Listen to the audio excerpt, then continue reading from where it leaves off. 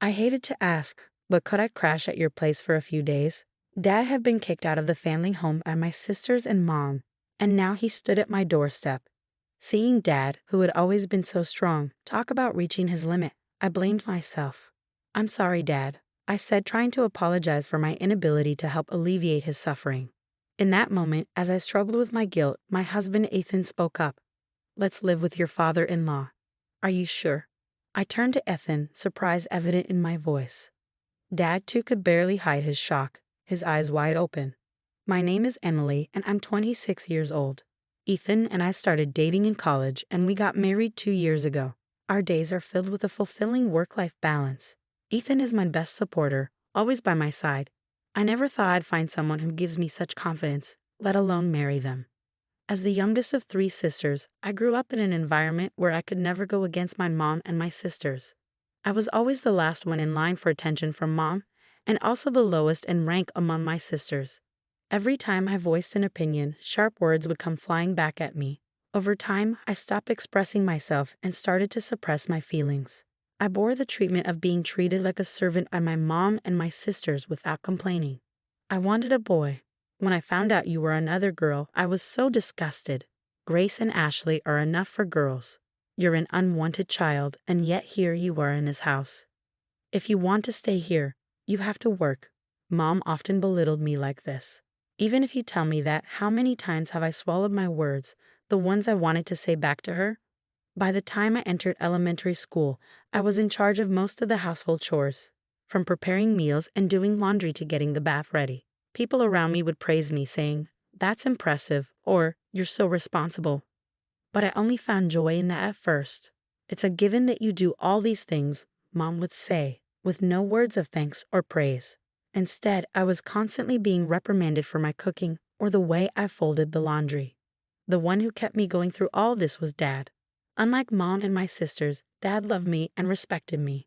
As the only man in the family, Dad was not well liked by Mom and my sisters, and his power within the family was as low as mine. But he always stood up for me. "I'm sorry, Emily. You always have to put up with so much. If only we could all live in harmony." Dad would often hold me tight and say these things. Despite his early mornings and late nights for work, Dad would always spend his days off with me, fulfilling Mom and my sister's demands together. And he always listened to my feelings and accepted my words. But my mom and her cohorts didn't seem to like that. "There's no one to protect you today," they'd tell me, pushing more chores onto me. They'd hurl harsh words at Dad too, such as, "For a man, low income," and my sisters would follow their lead, laughing and saying, "Disgusting," and "Don't open your mouth." So no matter how much Dad tried to be a pillar of support, I was becoming increasingly frail. Noticing my distress, Dad said something to me when I entered high school. "Emily, study as much as you can, then go to college, leave this house, and live on your own. You, Emily, have so many possibilities. There's no need to endure and stay in this house forever. I want you to live your life," my father urged me. At his words, I felt both elated and anxious. At the time, my eldest sister Grace, 6 years older than me, was attending a private university, and Ashley, 4 years older, was at a vocational school. Mom would often ridicule Dad for his low income and tell me, "We're poor because he doesn't bring in money, so you should start working once you graduate from high school." Because of this, I believed our family was financially struggling. Despite that, I worried if Dad was pushing himself too hard by telling me to go to college and live on my own. But Dad insisted, "There's no need to worry about money. I feel responsible for making you suffer so much. That's why I don't want you to endure any longer." "Dad," I said, "this is a request from your father. You don't have to worry about anything. Just go to the university you want, study what you want, find what you love to do. I want you to lead a happy life to make up for the hardship you've been through." I could feel his strong resolve as he gripped my shoulder, his eyes moist with tears. From then on, I devoted myself to the studies I had neglected, juggling the overbearing instructions from my mom and sisters. I spent all my remaining time studying at my desk. My hard work paid off, and I was accepted into a university. Dad and I embraced each other, sharing the joy of my acceptance. I kept it a secret from Mom and my sisters until the last minute, only announcing my plans to go to college and live alone on the day I was moving. At that time, Grace had already moved out and was living on her own. leaving only Mom and Ashley at home who showered me with shouts of rage. I endured their harsh words until the end, finally breaking free from them. I kept my new mobile phone, a gift from Dad, a secret, not telling them which university I was going to or where I was going to live. Though I stayed in touch with Dad, I started a life without any involvement with my mom or my sisters. But just because I escaped from them didn't mean my university life was smooth sailing. I wasn't used to speaking my mind, and as a timid person, I was somewhat invisible in my department, unable to make friends. Then Ethan reached out to me. "What do you think, Emily?" I was surprised when Ethan, the bright and central figure of the group, spoke to me. I was already uncomfortable speaking in front of people, and being put on the spot left me speechless. But Ethan pressed me. "You have thoughts, right? Share them. We won't know unless you say something," he said. Initially, I thought of Ethan as pushy and inconsiderate. But as time passed, I came to see the kindness in Ethan, how he respected people's opinions. Thanks to Ethan, I started to make friends. Before long, I found myself drawn to him, and by our 3rd year, our relationship had progressed to dating. When I started dating Ethan, Dad excitedly congratulated us. And when I found a job, when Ethan and I decided to move in together, and when we decided to get married, Dad celebrated my happiness as if it was his own. But I had always been worried about Dad. Since starting university, I hadn't been home and hadn't seen Dad even once. We stayed in touch, but I was still concerned. Dad was living at that place with Mom and the others. I had no doubt he was still enduring snide comments from Mom and Ashley, still spending his days under their domineering instructions. "Dad, I'm happy today because of you. Back then, I was powerless and always needed your help. But things have changed. I'm working now, and I'm married. I have someone who supports me, so now it's my turn to help you. Please let me know if you're in any trouble." I told him I announced my marriage, having learned the importance of expressing my feelings to others since being with Ethan. I was finally able to put into words what I had never been able to tell Dad before. "Thank you," Dad replied, but until now, 2 years later, Dad never asked me for help. Furthermore, recently, I heard that Grace, who was supposed to be living alone, quit her job and returned to her parents' house. My worry for Dad had only increased. Then, one day, the doorbell rang just as I was confiding in Ethan about how worried I was about Dad. December was almost over, and even though it wasn't even 4 p.m., it was already getting dark outside. We had no scheduled deliveries, so we were surprised when we looked at the screen of the intercom. The person shown by the camera was none other than Dad. I rushed to the front door and opened it, seeing Dad for the first time in 8 years. His cheeks were hollowed out, and there was more white than black in his hair. He looked visibly unwell. I instinctively knew that his sudden visit without any notice wasn't for a casual reason. "Dad, what's happened?" "Please come inside. It must be cold outside," I said, concerned. Dad was wearing trousers and a long-sleeve shirt, even in December. He seemed too thin, and I wondered why he would be outside dressed like that. But the reason was revealed from Dad's mouth. "Dad was kicked out of the house by Mom and the others," he said, his voice heavy with sadness. "He told me to go buy dessert, so I went to the nearby convenience store. But when I came back, the house was locked. I asked them to open up, but they told me not to come back and didn't let me in." "What?" I exclaimed, shocked by what I was hearing. "I left the house without my phone or jacket, but I waited for several hours, and they didn't seem to let me in," Dad added, rubbing his cold body as he told us about what happened that day. I quickly made some hot tea and gave it to Dad. He held the cup of tea with both hands to warm up and muttered softly, "I might not be able to go back to that house again." "Why?" I asked, concerned.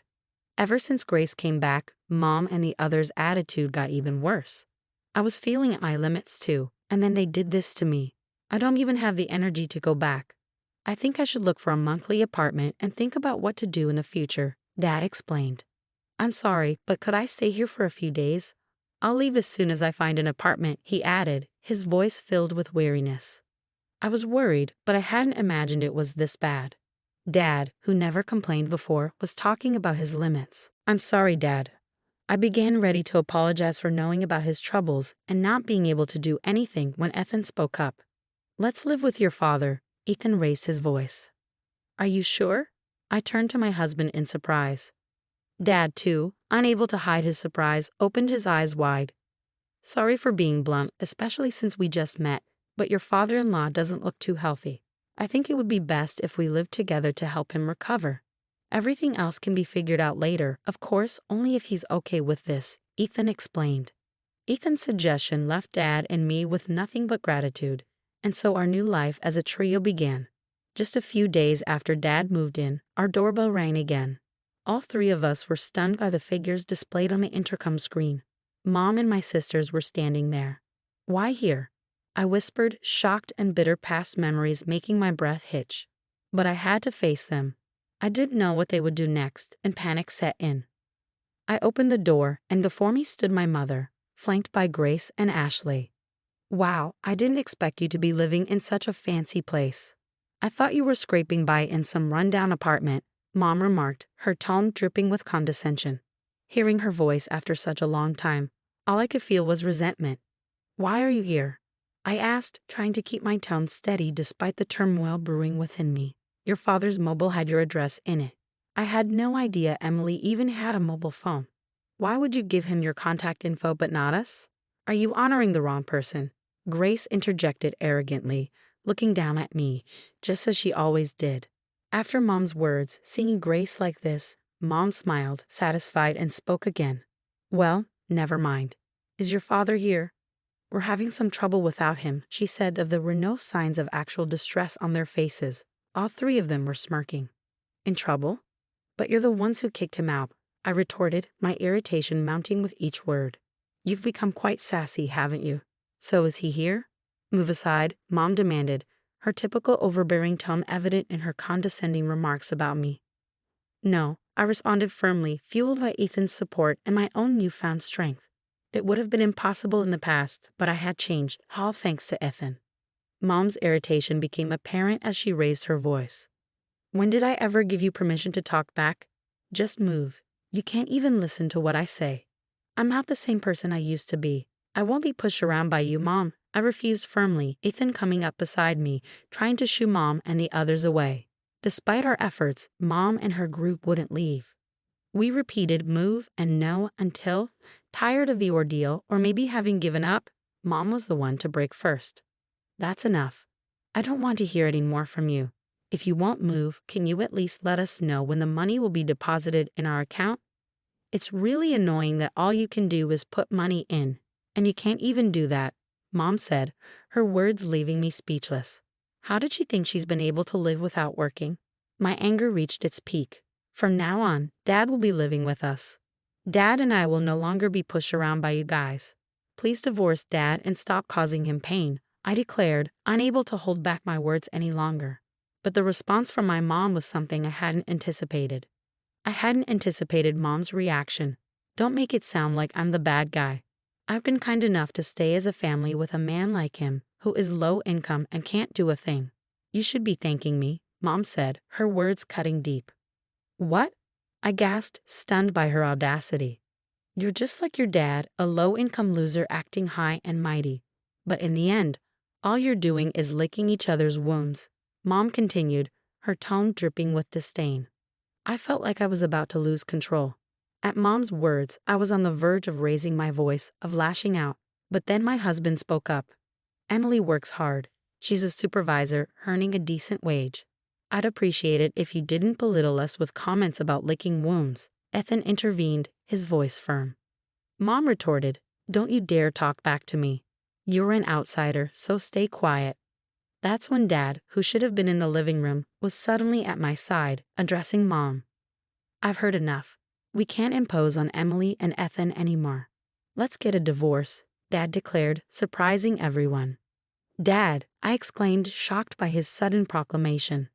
But my sisters chimed in with approval. That's fine. We don't need a creepy guy like you," one of them called out. Encouraged by my sisters, Mom agreed, "That's fine by me." I was dumbfounded by how quickly things had been resolved, but the peace didn't last long. "But there's one condition. Hand over that house to me, then I'll give you your divorce." Mom laid out her demand, revealing her greed. I couldn't believe it. How greedy could this woman be? But Dad quickly agreed to Mom's demand. "Dad, are you sure?"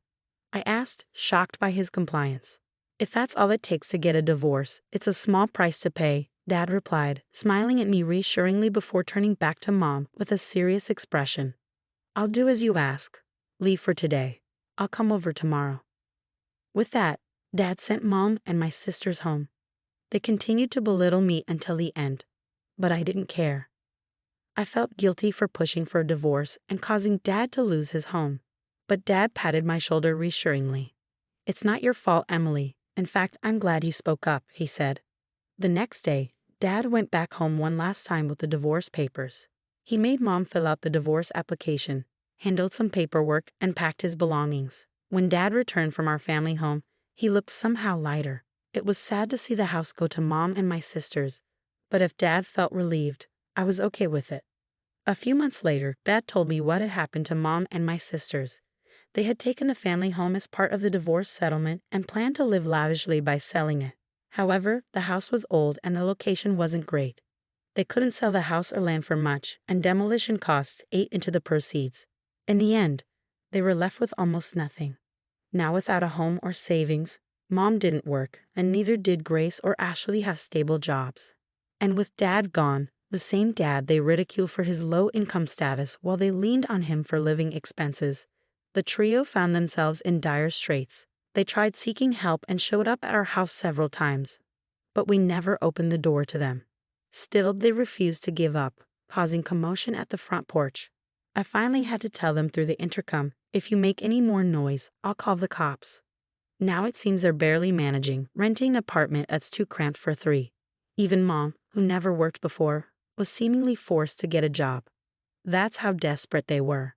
Despite all the times they made fun of Dad and me as a trio, they now seem to be constantly bickering among themselves, blaming each other for their current circumstances. People rarely change. With neither Dad nor me around anymore, the ones I used to ridicule, they can't help but find someone else to target.